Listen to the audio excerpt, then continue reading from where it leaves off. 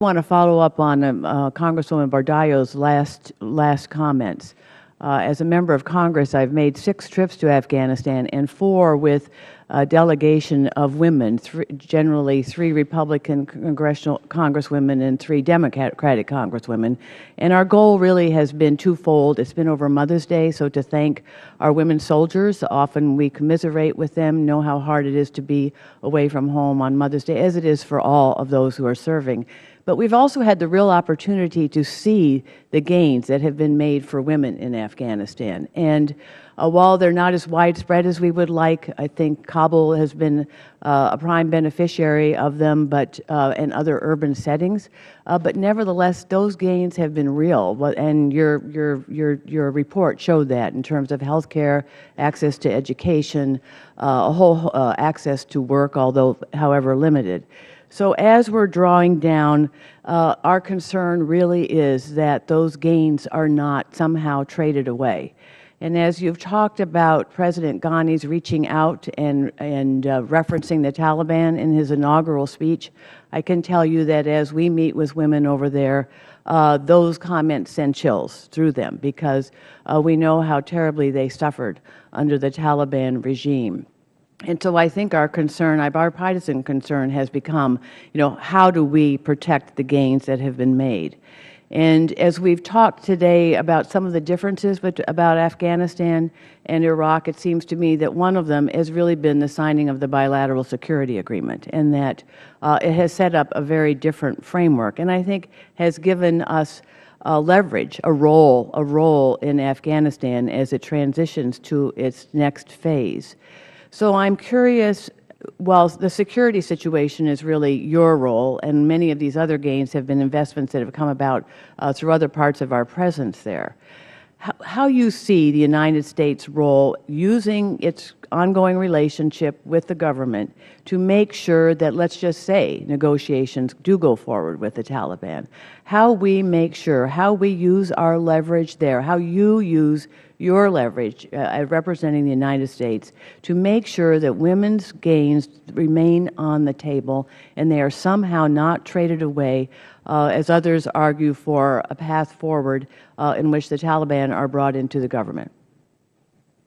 Ma'am, thank you for your visits. Thank you for your question. Again, I think leadership has a big deal here to play. I think again the difference here is that President Ghani and Dr. Abdullah are very committed to this. It is written in their constitution, and so as they work with the Taliban, if there is reconciliation down the road, I think one of the key parameters there will be is that the Constitution will hold, and inside the Constitution it talks about respect of women's rights. So again, I think with the First Lady, with President Ghani, with Ambassador McKinley and his team at the embassy, with the 30, 40-plus ambassadors I interact with periodically, they all have this utmost in their mind. It comes up in different settings, different meetings I'm at.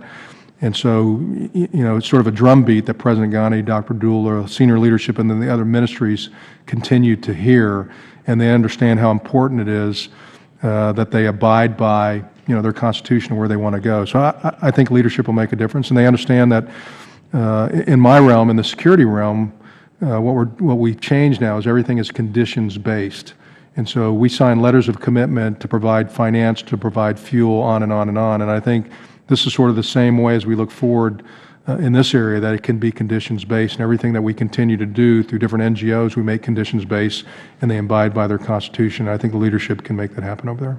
I can remember a hearing we had here where a woman who's a leader of one of the NGOs over there said the first indication that things are not going well for women will be the street, if you stop seeing women on the street. So that really does come back to the role of the Afghan National Police.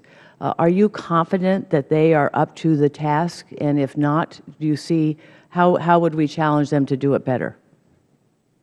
And the police have done much better on integrating women into their force. They're doing much better now in understanding how they have to deal with communities and understanding community policing. As we did a deep dive back in December on all the security incidents inside of Kabul, we talked about the high-profile attacks. One way of getting after that was having a police force that had community policing on their mind, understood what that meant.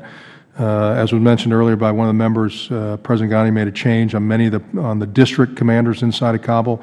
Made a change here. They've been talking about that for a while. He just did that.